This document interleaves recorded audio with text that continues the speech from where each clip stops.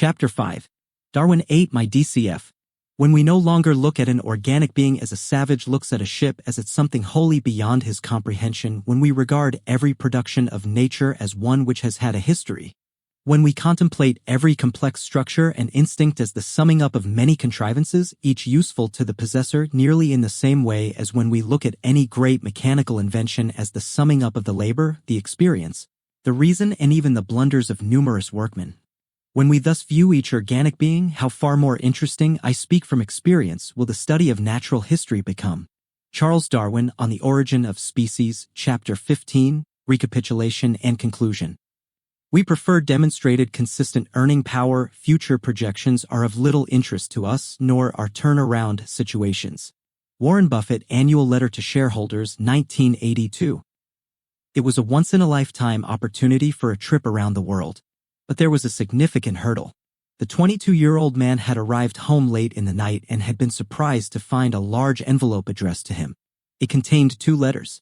One was from his college tutor and the other from his favorite teacher, Reverend John Stevens Henslow. The first informed him that a 2-year voyage around the world would start in a month, and the second tried to persuade him to accept the offer. The cost of the trip was not an issue for the young man's wealthy father, Robert.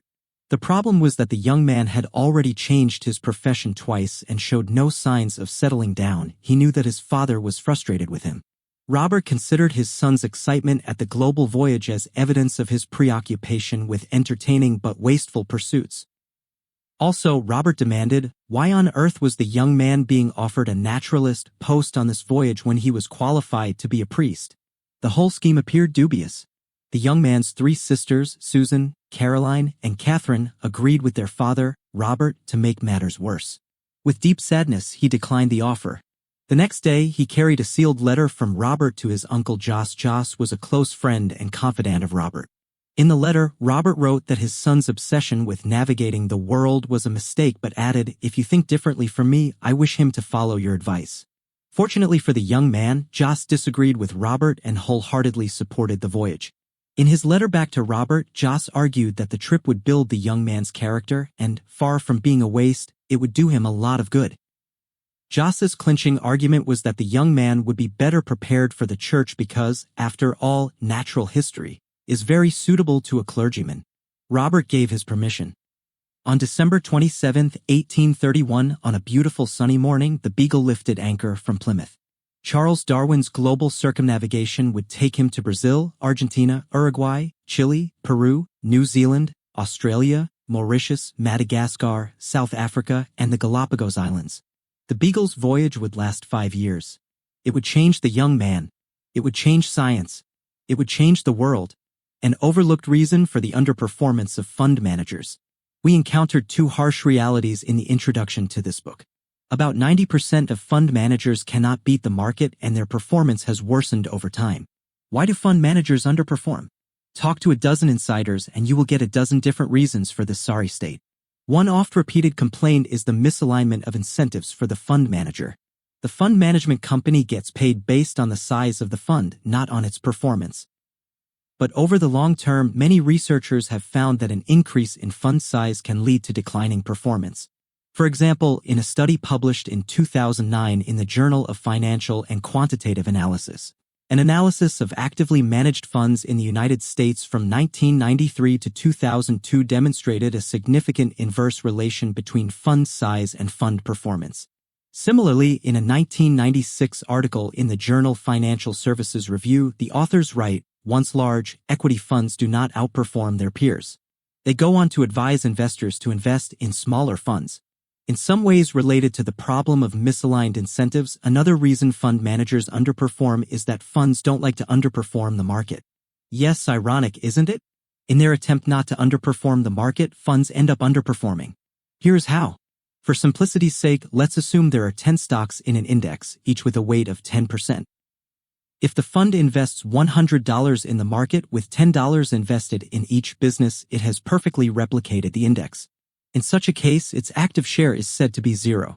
If the fund invests in none of these stocks, its active share is 100%. Thus, active share is a measure of the courage and conviction of fund managers. Those unwilling to risk their careers but happy to compromise returns for their investors have a low active share. The daring ones willing to stick their necks out and not mimic the index have a high active share. In a 2013 Financial Analysts Journal article, the author, Antipedigisto, calculates the active share of 1,380 mutual funds in the United States in 2009 and concludes, the performance of closet indexers has been predictably poor. He also points out that funds with a high active share add value for investors. Of the mutual funds he examined, only 44% had an active share of more than 80%. Have you heard the saying that no one gets fired for hiring IBM? Something similar seems to be going on in the fund management industry. If a fund manager has a low active share, they are unlikely to get beaten by the market by a significant margin, and since everyone else is in the same boat, their risk of getting fired is relatively low. At least one thing fund managers have learned from herbivores in the wild is that there is safety in numbers. There are many other reasons for fund managers' underperformance. For example, poor performance also correlates with higher portfolio turnover, owning stocks with greater liquidity, investing in growth stocks, higher expense ratios, and many other factors. You can find all these and many more reasons for the dismal performance of fund managers in numerous research articles in prestigious finance journals. What you will not find in these articles is the crux of this chapter. I believe a crucial reason for the continued underperformance of fund managers is their focus on future rewards while ignoring the treasures of the past. We at Nalanda pursue the profession of investing the same way evolutionary biologists do. We interpret the present in the context of history. Evolutionary biology does not make predictions as physics and chemistry do. Nor do we. Instead, our investment approach attempts to explain the present by interpreting what occurred in the past. In an essay on the theory of evolution, the late Harvard paleontologist Stephen Jay Gould wrote, "The present becomes relevant and the past, therefore, becomes scientific. Only if we can sum the small effects of present processes to produce observed results." He could have been writing about the way we invest. How extremely stupid not to have thought of that. Let's join the young Charles Darwin, who has embarked on a life-altering journey aboard the Beagle. Although Darwin attained fame as a zoologist and botanist, he boarded the Beagle as an enthusiastic geologist. Darwin's first foray as a scientist was with his professor Adam Sedgwick when they tried to map the geology of northern Wales in the summer of 1831. He concluded after this trip that science consists in grouping facts so that the general laws or conclusions may be drawn from them. At the end of the Beagle expedition, he had 368 pages of zoology notes compared to 1,383 pages of geology notes. The famous geologist Charles Lyell was a great inspiration to Darwin. He took the first volume of Lyell's book Principles of Geology with him on the Beagle. He received the second volume later in the voyage and read the third after his return home. Lyell was a strong proponent of uniformitarianism as the core tenet of geology. Darwin would later adopt it as a guiding principle of his evolutionary theory. Uniformitarianism claims that all significant changes on Earth result from slow and steady natural processes operating over millions of years. As a result of his interest in and exposure to geology, Darwin was pre-programmed to conceptualize very long periods unimaginable to most humans. He was the first to comprehend the importance of deep time in evolution. He wrote, "I always feel as if my books came half out of Lyell's brain and that I have never acknowledged it sufficiently. I have always thought that great merit of Principles was that it altered the whole tone of one's mind." Darwin wrote more than 25 books and hundreds more have been written about him and his oeuvre. We can't cover even a fraction of his genius here. In this chapter, I want to focus on only one aspect of his method, which is evident in his groundbreaking book on the origin of species. His focus on historical information to make deductions about ongoing evolutionary processes. Darwin proposed not one, not two, but three revolutionary theories in origin: natural selection, sexual selection, and common ancestry. Let's briefly see what these theories are and how he used history in all of them to arrive at his radical explanation of all organic life. First, let's discuss his best-known theory: natural selection. In my layperson's view, the reason Darwin's crowning achievement, the theory of natural selection, was not discovered earlier and remained unaccepted by many stalwarts during and after his lifetime was that few understood the powerful effect of small changes accumulated over very long periods of time. But for those who understood the relevance of history, the theory was so powerful and straightforward that the famous biologist Thomas Huxley remarked, "How extremely stupid not to have thought of that." Natural selection requires three key ingredients: First, there needs to be random variation among the progeny of an organism. Note the word random. Variation does not seek any goal. Second, there needs to be differential fitness among these variants such that injurious variations get rejected and favorable ones are preserved. Last, the favorable traits must be heritable so that they are passed on to the next generation. Then these three elements repeat ad infinitum over millions, even billions of years, resulting in a pangolin from a protozoan. In Darwin's own words, this preservation of favorable individual differences and variations and the destruction of those which are injurious I have called natural selection. Let's look at giraffes to understand Darwin's insight. They are members of the order Artiodactyla and diverged from the other members, cattle, antelope, deer, and sheep, about 34 million years ago. An ancestor of the current giraffe may have given birth to a baby with a slightly longer neck owing to a random mutation.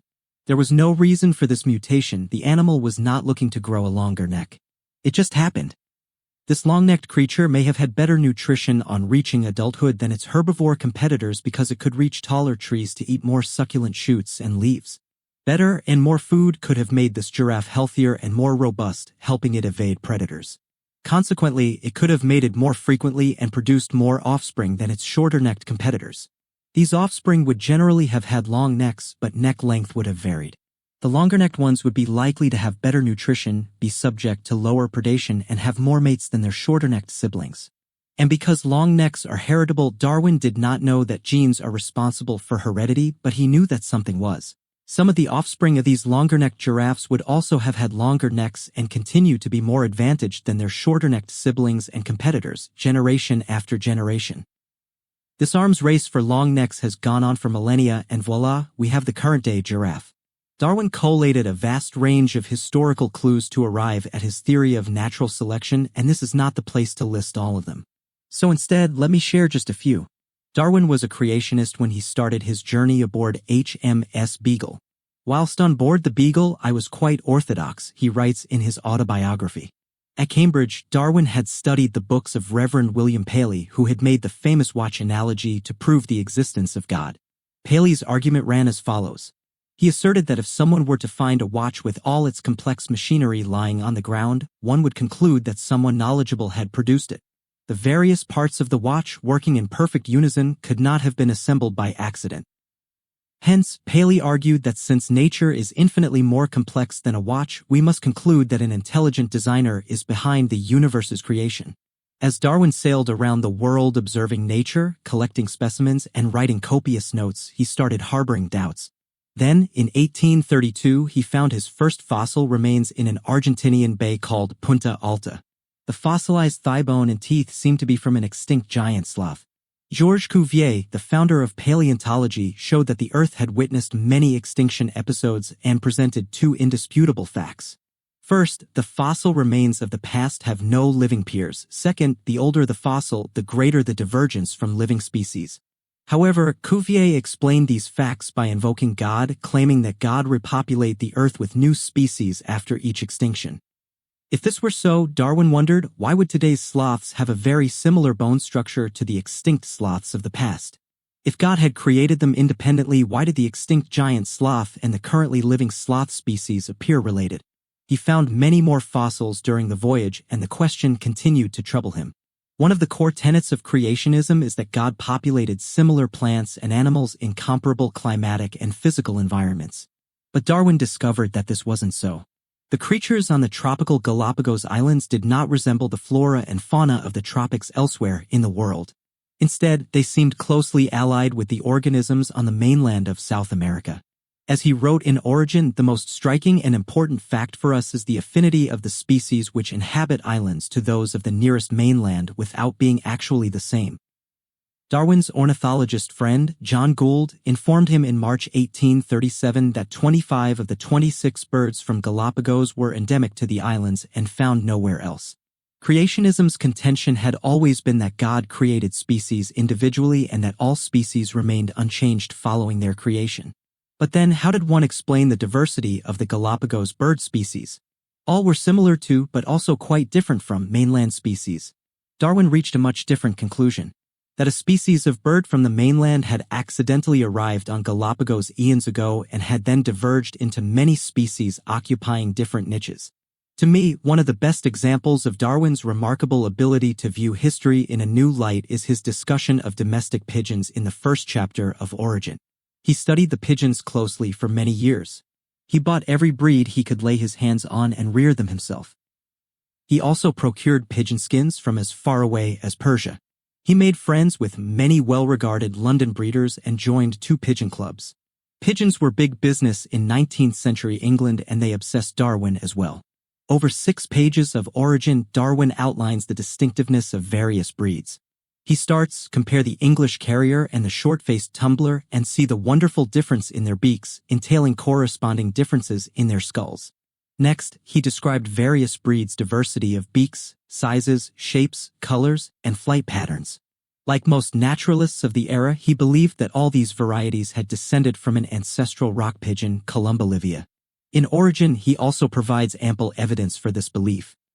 His friend Professor Lepsius had informed Darwin that humans had been domesticating pigeons for thousands of years. There were records of pigeons in the 5th Egyptian dynasty in 3000 BCE. Pigeons also had high prestige and monetary value in the time of the Romans and Mughals in India. It was evident that humans had altered pigeons over many years to suit their unique tastes. He called this phenomenon artificial selection. And then he took the bold leap that no one else had taken before him. He asserted, slow though the process of selection may be, if a feeble man can do much by his powers of artificial selection, I can see no limit to the amount of change, to the infinite beauty and infinite complexity of the co-adaptations between all organic beings, one with another and with their physical conditions of life, which may be affected in the long course of time by nature's power of selection. If humans could alter pigeons drastically, given the immensely long time at its disposal, why couldn't nature vary organic beings to create the diversity we see today?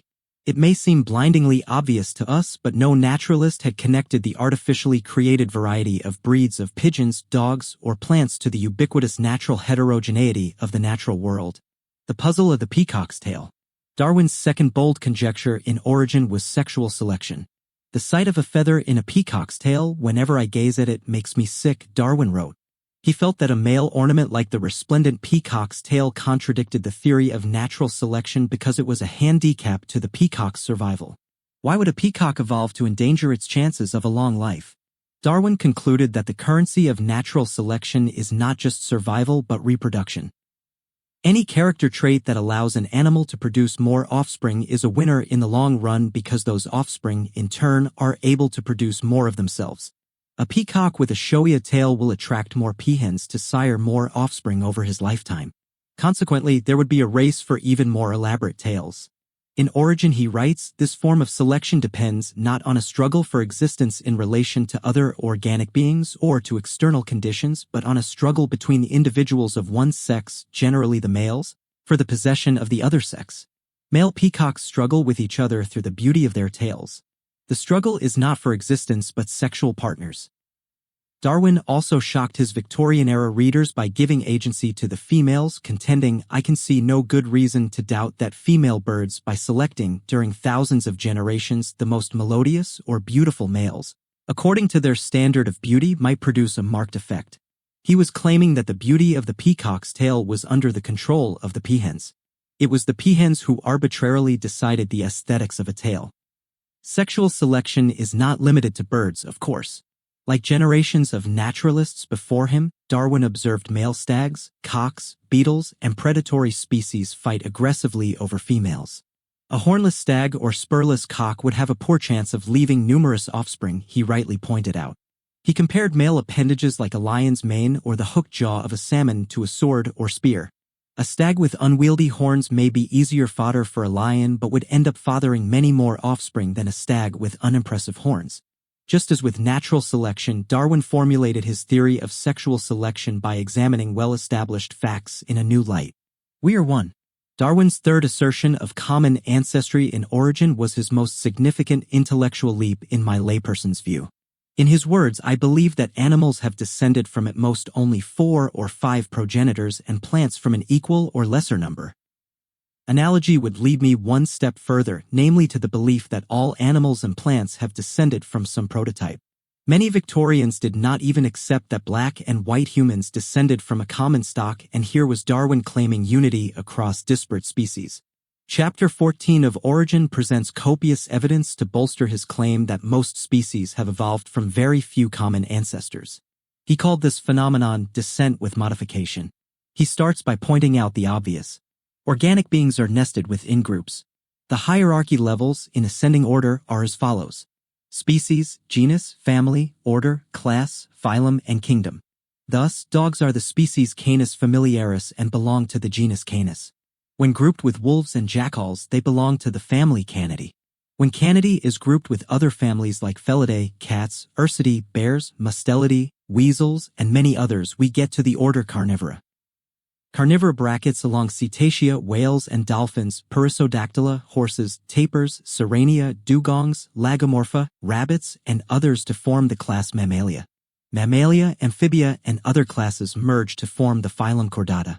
Chordates, mollusks, nematodes, and numerous other phyla cluster to create the kingdom Animalia.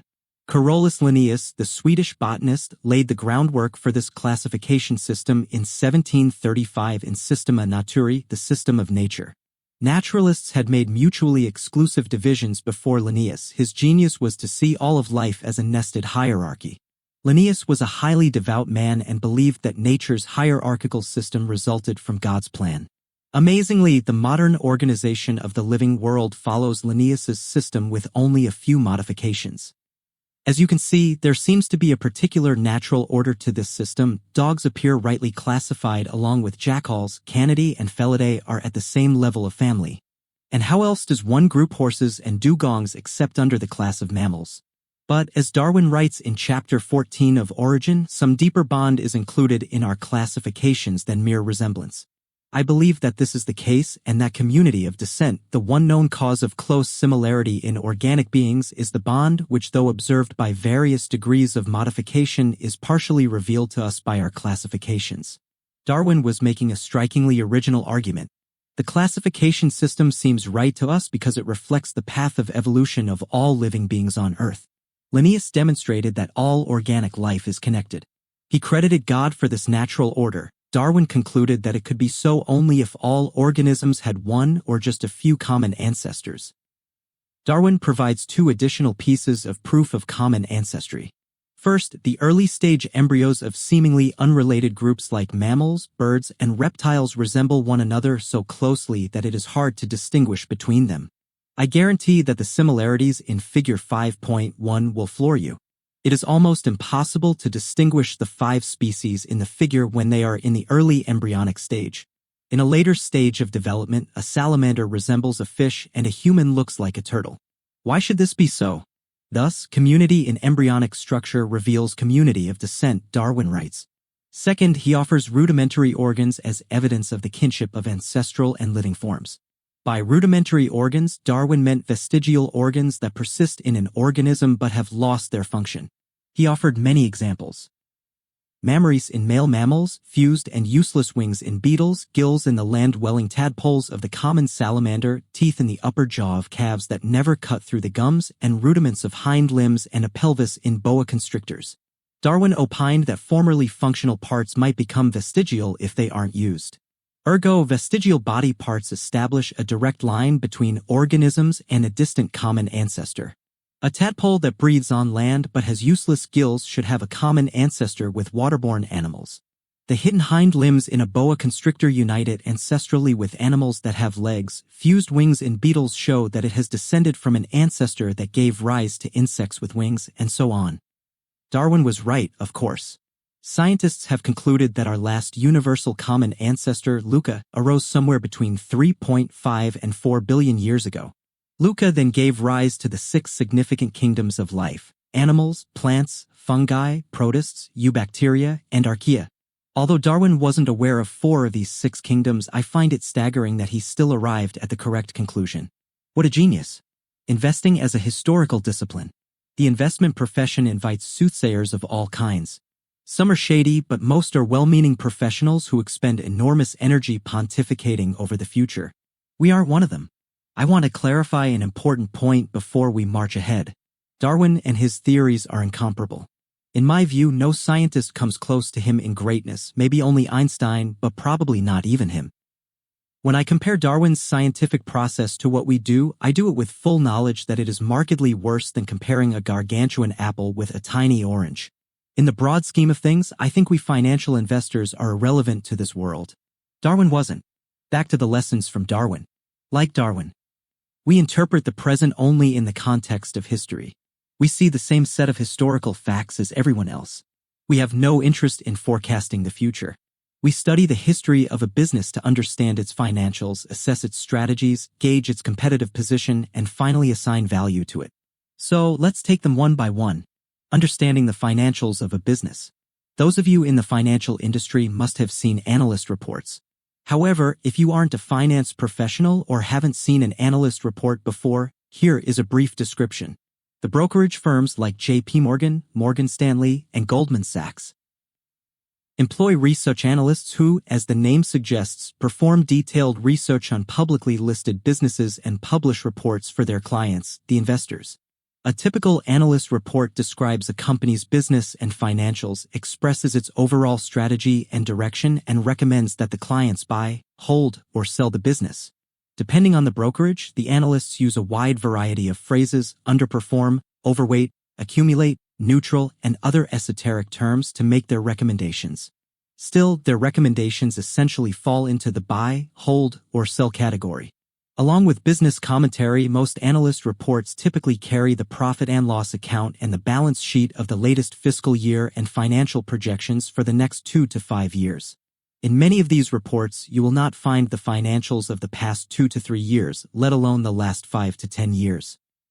If you are keen to know the company's revenue growth over the past 5 years, the long-term historical trend of margins, or how our OCE and free cash flow have fluctuated over a decade, you are on your own. As I write this, I have in my hand analyst reports from 5 brokerages for Tata Consultancy Services, India's largest technology services business with a market value of about $150 billion. They all have financial projections for the next 2 to 3 years and actual financials for the past year.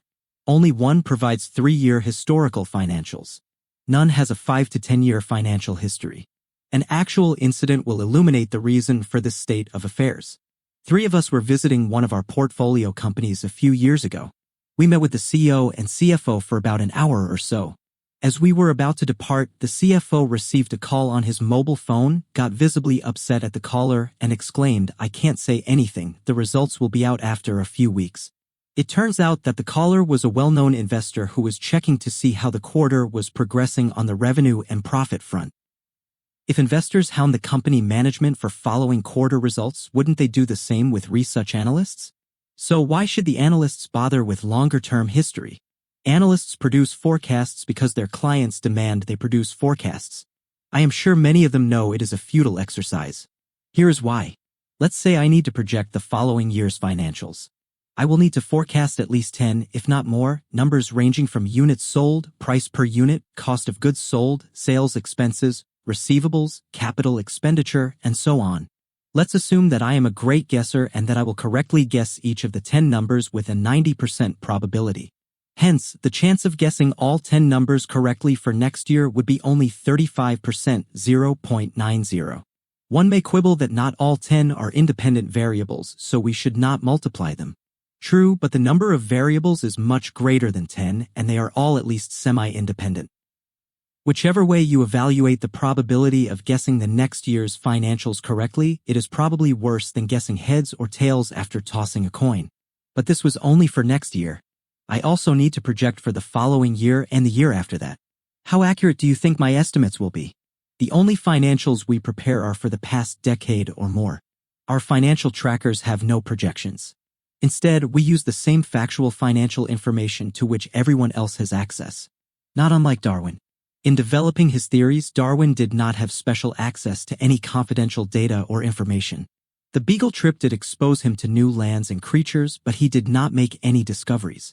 During the 5-year trip, Darwin did collect 1,529 species in spirits and 3,907 samples of skin, bone, and other specimens.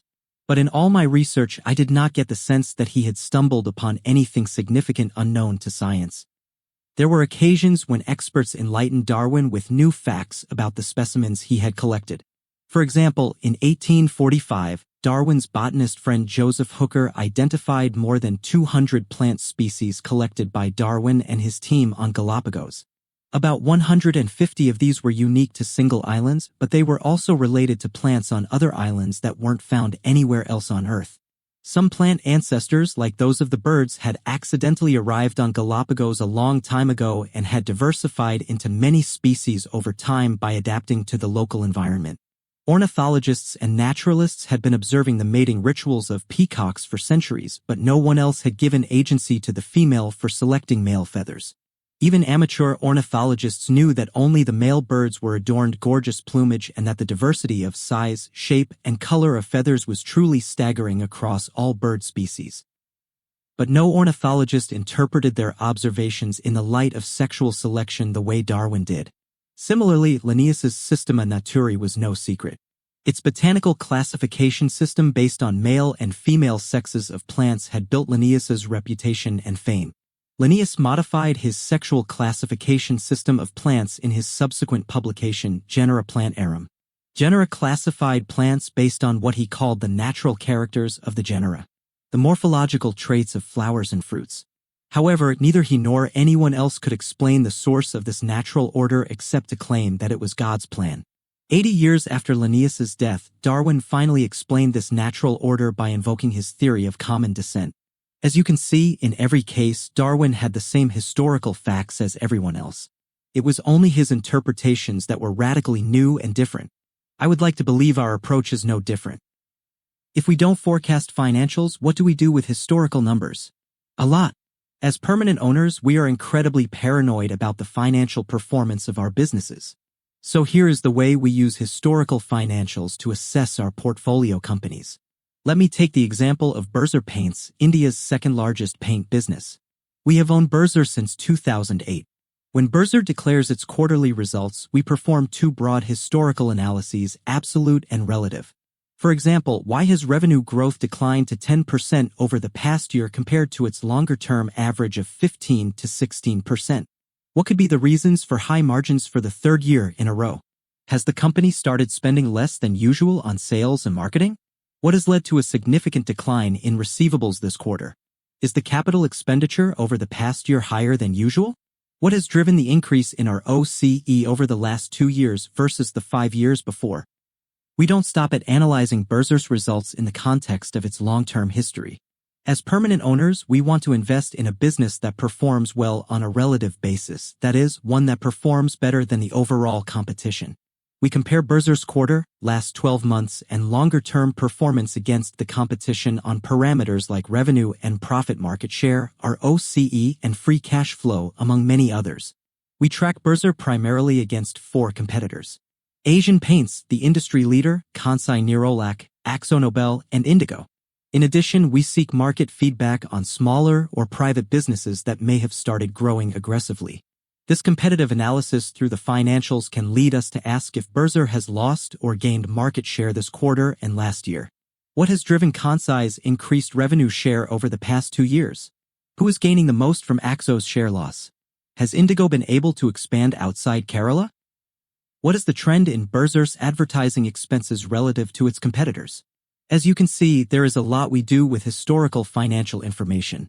What I have outlined here are the sample issues we raise for a portfolio company. The analysis is no different when evaluating a new business. We demand stellar, absolute, and relative financial performance based on any potential investment's actual financial track record. Why fritter away time making useless forecasts with so much to do with the historical information we already have? Assessing the strategies of a business. Strategy is a loaded word. For our purpose, let me just define it as whatever companies do to achieve their goals under conditions of uncertainty.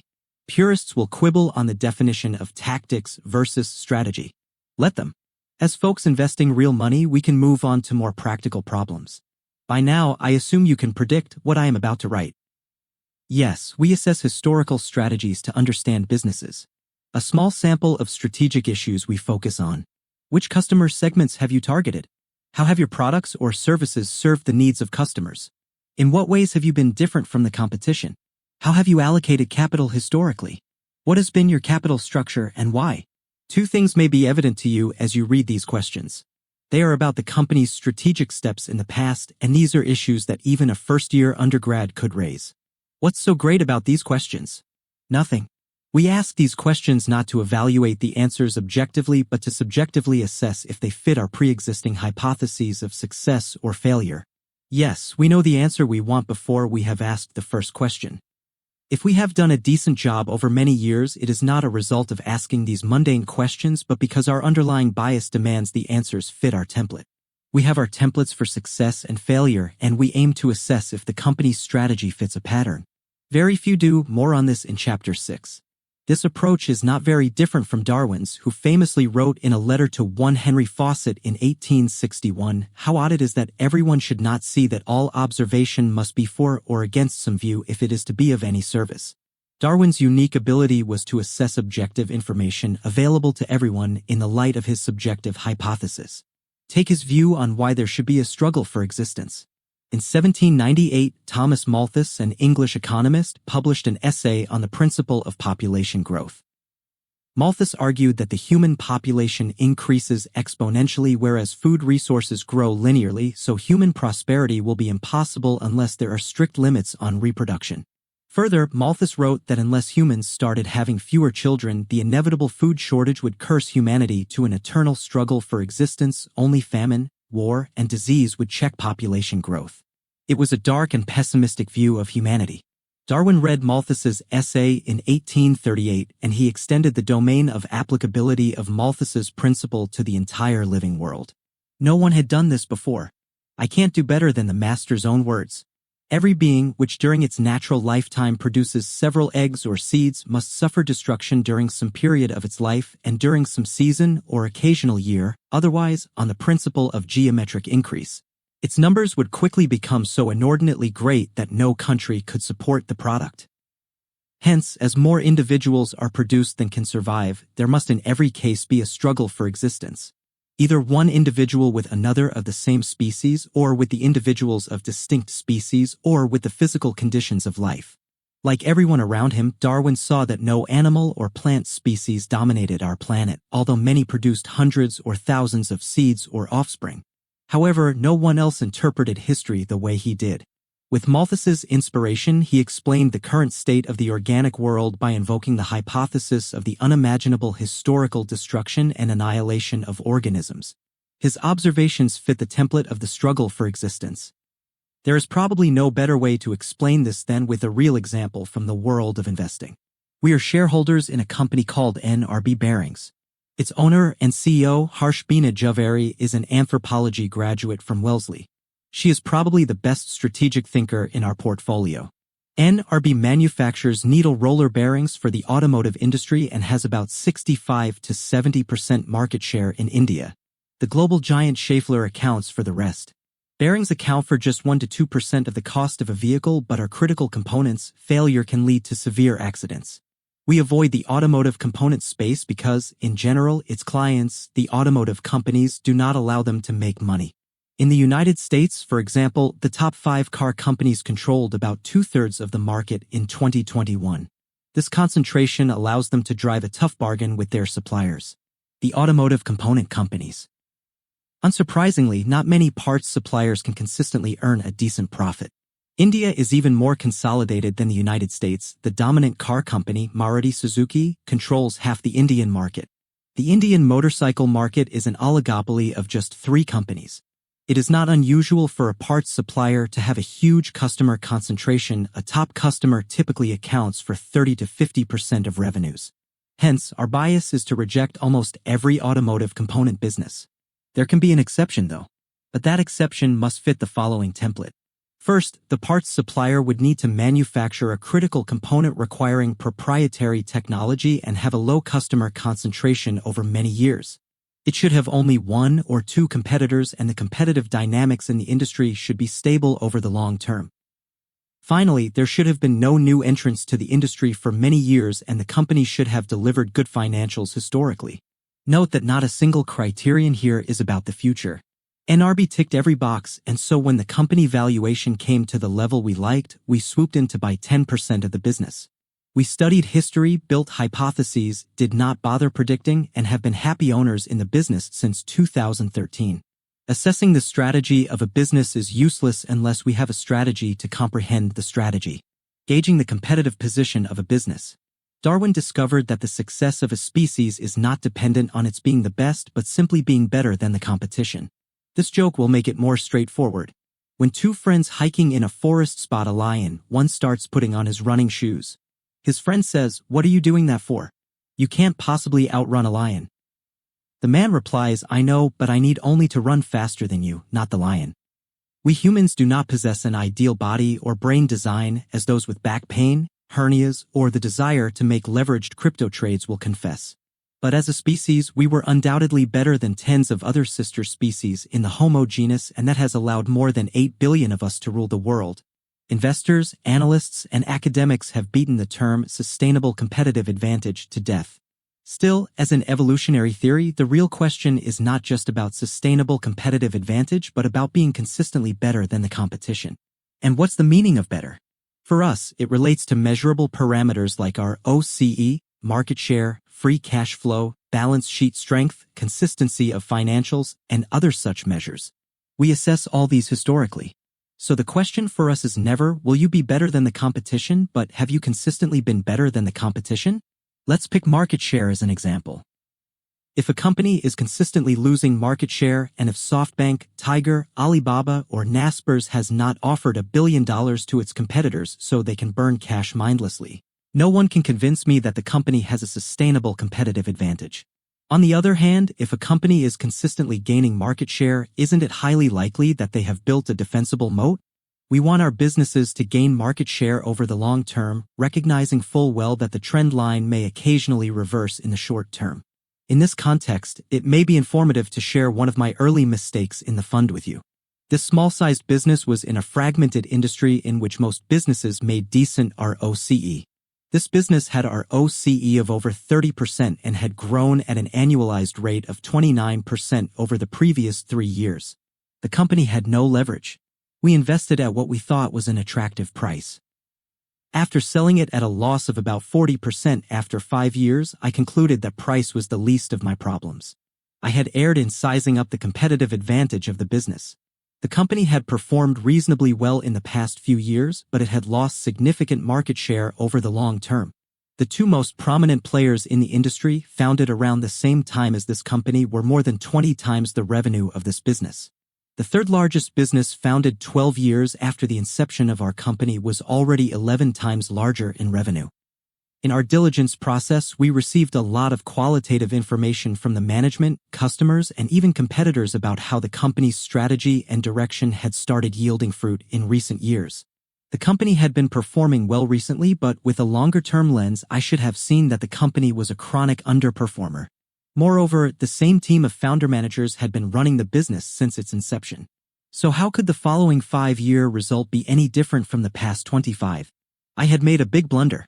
When it comes to gauging competitive position, barring some exceptions, there is almost nothing better than measuring market share of volume, revenue, and profit over a long period. We live and learn. Assigning value to a business. A few years ago, a fund manager friend and I were meeting for coffee. He wanted to know how our portfolio was performing, and I started complaining mildly about the high valuation of our businesses. I wanted to buy more of these companies, but the prices seemed to have run up a lot. My friend was surprised and countered that the valuations weren't too high. They seemed reasonable. I would say Company A is at 45 PE price-to-earnings ratio, and he would counter, no, it's only 25 PE. I would then complain about Company Y being 55 PE, and he would appear surprised and correct me that the PE for the company was only 28. I was now frustrated, and he appeared pretty surprised. Did I not know the valuation of my businesses? And then it struck me. When I said 45 PE, I meant to say 45 times trailing PE. When he said 25 PE, he meant 25 times forward PE. His forward PE was not for the next year but for 2 years later. For those unfamiliar with our industry's terminology, I had valued our business based on the actual delivered earnings of the past year. On the other hand, my friend had taken the average industry estimates of company earnings 2 years in the future and calculated the PE based on these forecasted earnings. The following example will make this clearer. Let's say that the profit after tax of a company in the past 12 months is $10 million and that its market value is $450 million. This gives a trailing PE of 45,450 divided by 10. If the consensus analyst estimates are that the company's earnings will be $14 million next year and $18 million the year after that, the one-year forward PE for the same business will be 32,450 divided by 14, and the two-year forward PE will be 25,450 divided by 18. Which of these three, 45, 32, or 25, is the correct PE? It depends on the investor. For us, it is the backward-looking 45, and for my friend, it is the forward-looking 25.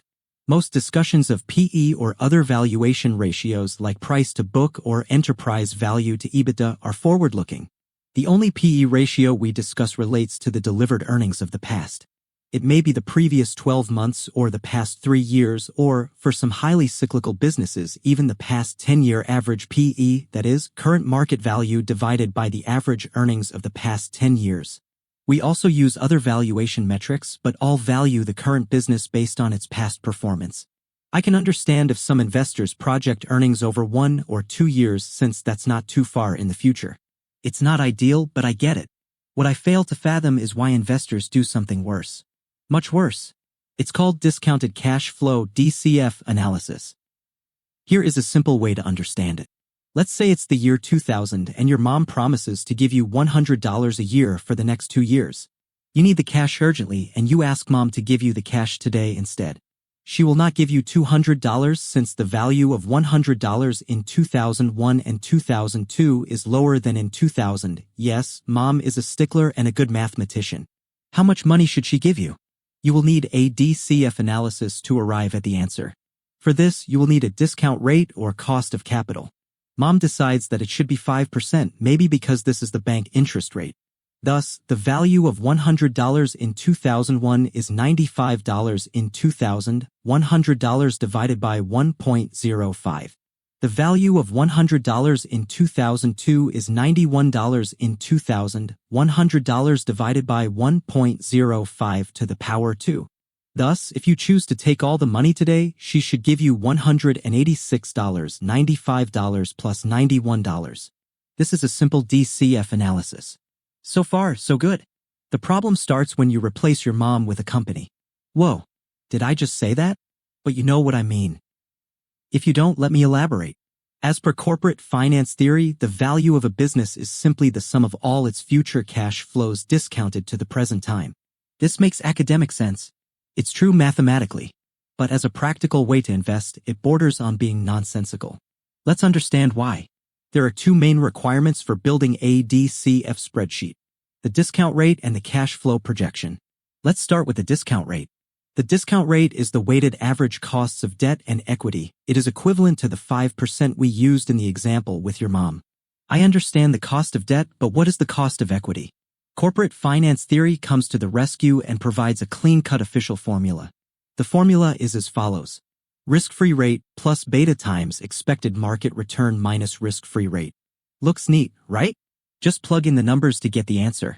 Don't be fooled, though, it hides several vast issues. Let's begin with the Greek letter beta, which indicates riskiness. It measures the volatility of a stock relative to the market. Thus, a stock that moves in perfect synchrony with the market will have a beta of 1. But again, isn't the notion of measuring risk by using volatility as a proxy quite silly? As I discussed in Chapter 1, how does riskiness have anything to do with volatility? For an investor, the riskiness of a business is directly proportional to the probability of capital loss of investing in that business. The higher the potential loss, the higher the risk. I don't care about beta and never will. As you can see in the formula, we need a number for the expected market return. Ask 10 experts and you will get 10 different answers for expected market return. What number should I pick? Average, median, whatever I like. The formula has no advice to offer. Do you see anything in the formula about how much debt the company is carrying? Do you think a company with a considerable debt load should have the same cost of equity as a company with no debt? The formula does not believe so. It is bizarre and almost laughable. Distressed companies with high leverage get sold for a pittance because the equity investors demand a high cost of equity. As if all this is not enough, let's look at the damaging impact of pretending that an impressive-looking math formula will protect us from egregious errors. Let's go back to your mom. If she decides to discount cash flow by 7% instead of 5%, she will give you only $181, not $186. But if she discounts at 3%, you will receive $5 extra or $191. A DCF analysis assumes cash flows in perpetuity, and so the present value of this formulation is much more sensitive to the discount rate than the one used by your mom. For example, assume that a cash flow of $100 grows by 10% over 25 years. Using a discount rate of 10%, the discounted present value of this series is $2,273. What if we reduce the discount rate by just 1 percentage point to 9%? The value jumps by 13% to $2,565. Similarly, a 1 percentage point increase in discount rate chops off 11% of the present value. What's the use of fooling oneself that the mathematical precision of a discount rate with 2 decimal places is any better than guesswork? And now, believe it or not, we come to the real problem of using DCF. Yes, we haven't even started yet. Back to Mom. She had promised us $100 for the next 2 years. Can a company promise to do the same for an indefinite future? Of course not. But the DCF technique demands that we forecast cash flows. So that is what everyone does. Theoretically, I need to make these projections in perpetuity, but for convenience, I will just use a terminal value at the end of the 10th year to make my task easy. Let's not wade into the problems of terminal value, which is a cesspit. Trust me, you will get indigestion. Even if you aren't from the financial community, you may have read or heard of the stock prices of individual companies suddenly dropping or increasing massively. Let's take the example of Snapchat, an app that every teenager with a smartphone seems to be using. In early May 2017, Snapchat's share price dropped almost 25% in a single day after the company declared financial results that showed slower growth than expected and a massive loss of $2.2 billion. There was a lot of public information available on the company, and since Snapchat had listed only recently, investors and analysts had analyzed its future cash flows in gory detail. They had not foreseen the abysmal financial results.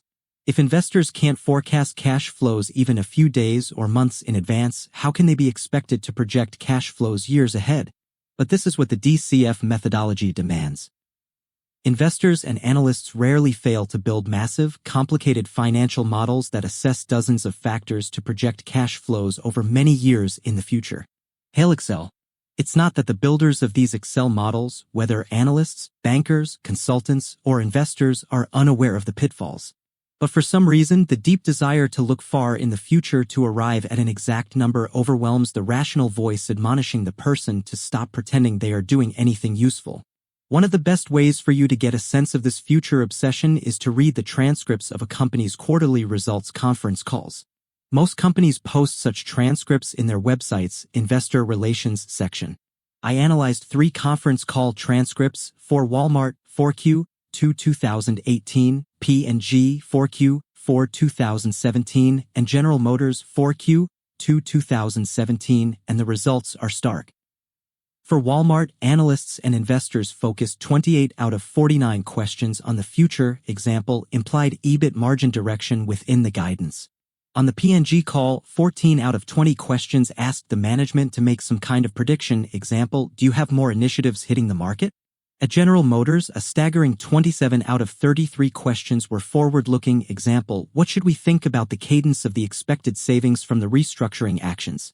The tug-of-war between the analyst and the management team is occasionally painful to witness. The former tries to pin down exact forecasts for revenues and margins so that they can populate the DCF model. Knowing full well that the future is inherently unpredictable, the latter attempts to sidestep the question with some broad generic comments. For example, on the General Motors call for Q2 2017, an analyst wanted to know the revenue projection for OnStar, an advanced communication system installed in GM cars. The answer from the CFO was, as we have talked about before, yes, OnStar is generating revenue. We don't disclose it separately. It continues to grow. My sympathies lie with company management. They know that they don't know what the future will bring. But, on the other hand, most analysts and fund managers, having never worked in a company, think that it is the management's job to know the future. How will they be able to populate their DCF models? I have been on the boards of more than 25 companies, and over the years I have never seen a management team meet its budgets. Some exceed their projections and some undershoot. Occasionally, the over- or underperformance is by a wide margin. If the company management can't forecast correctly, how can investors do so? They can't. More importantly, they shouldn't try. We have never done a DCF analysis and never will. However, I know many, if not most, investors and analysts do. Maybe they have figured out a method to look far into the future that eludes me. In any event, our approach is straightforward. Let me take the example of a non-cyclical business growing at a moderate pace. We know the market trailing PE multiple is about 19 or 20. We pay a multiple at or below the market for an exceptional business with high ROCE, a wide moat, and low business and financial risk. Occasionally, we stretch a bit by paying a trailing multiple in the high teens or low 20s for a truly unique business, but these occasions are few and far between.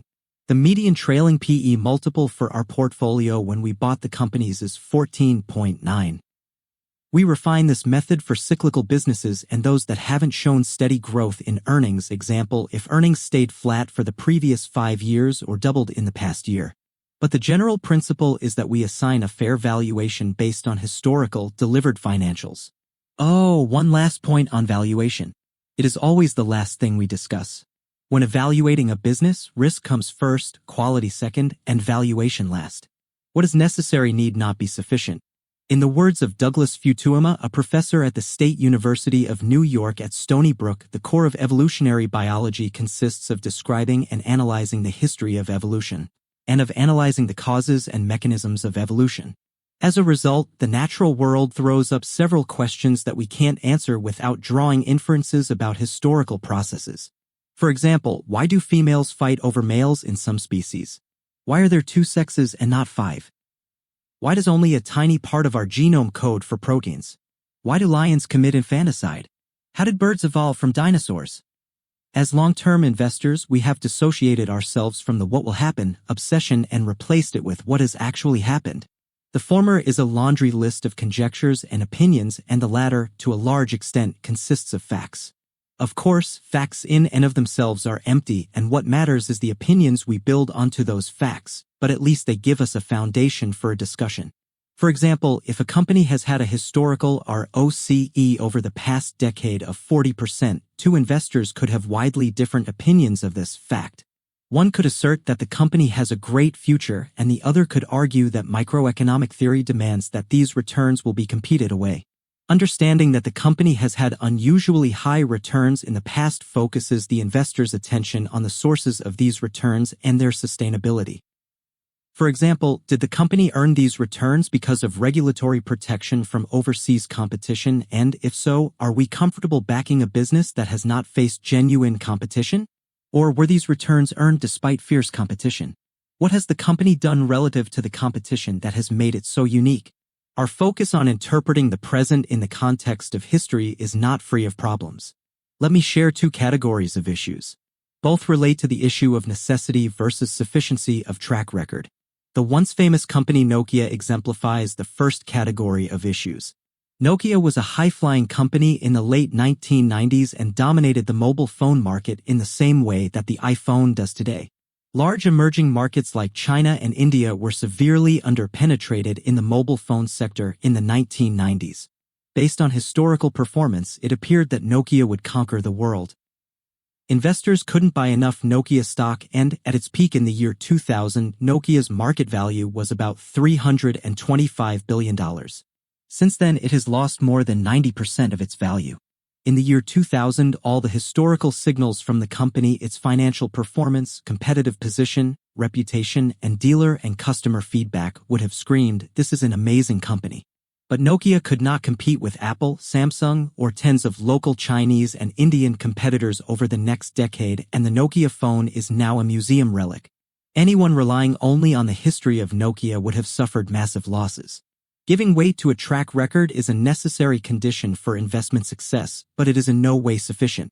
We find this to be especially true in fast-changing industries that may or may not be technology-related.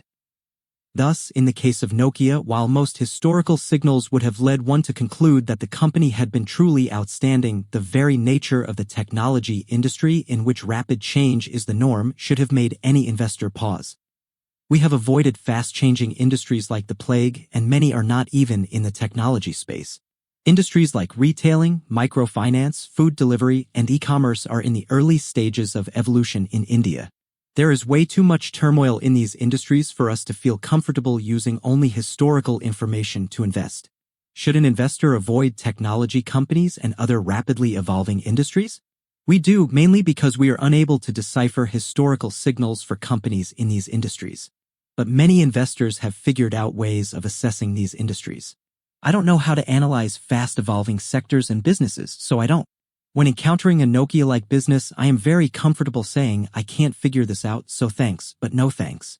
We can summarize the second problem of historical analysis in one word: Starbucks.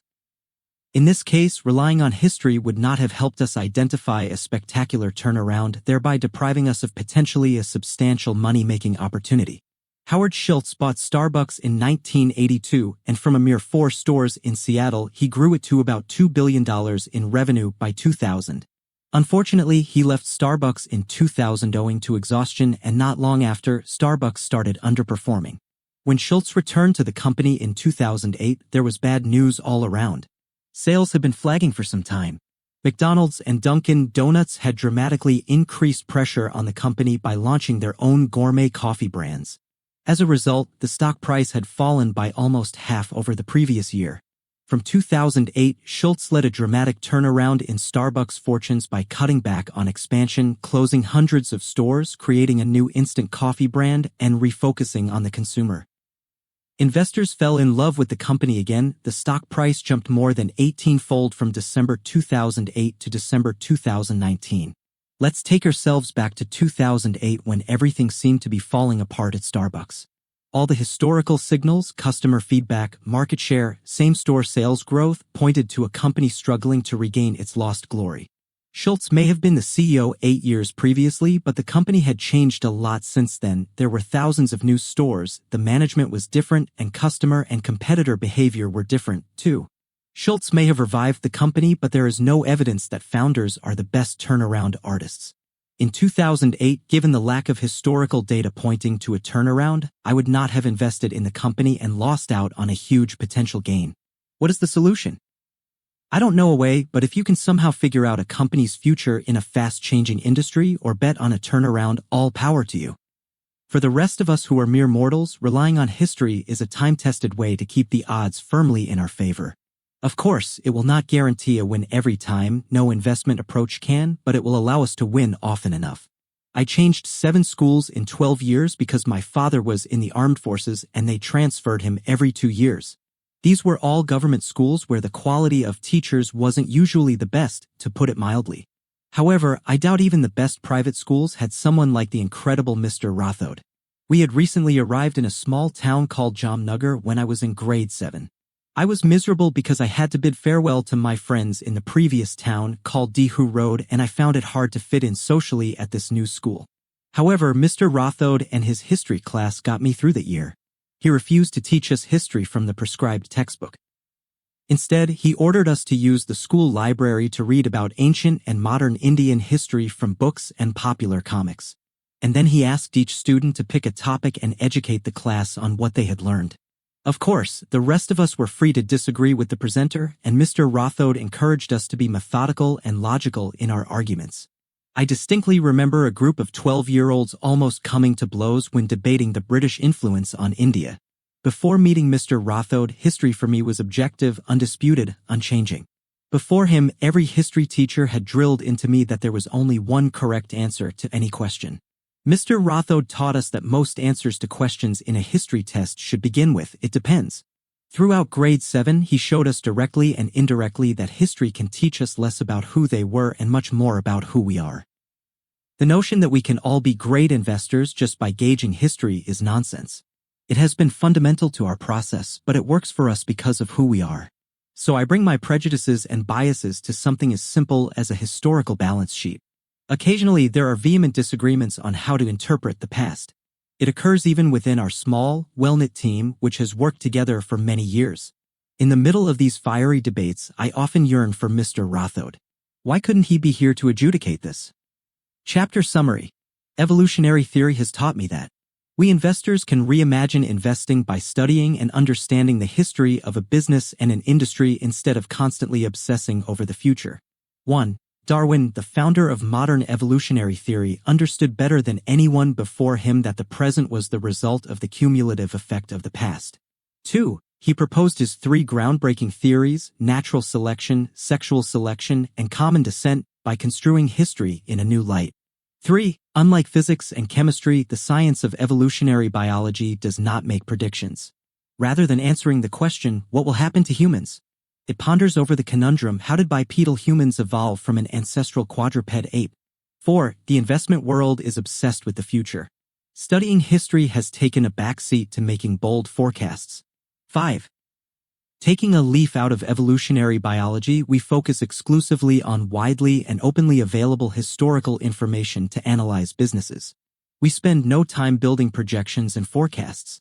6. We develop a point of view on company financials, strategy, competitive position, and valuation by analyzing what has already happened without bothering about what will happen. 7. However, concentrating on the past does have 2 main downsides. We may wrongly assume that 1. A historically successful business will continue to be so, or 2. A failed or failing business will continue to be so.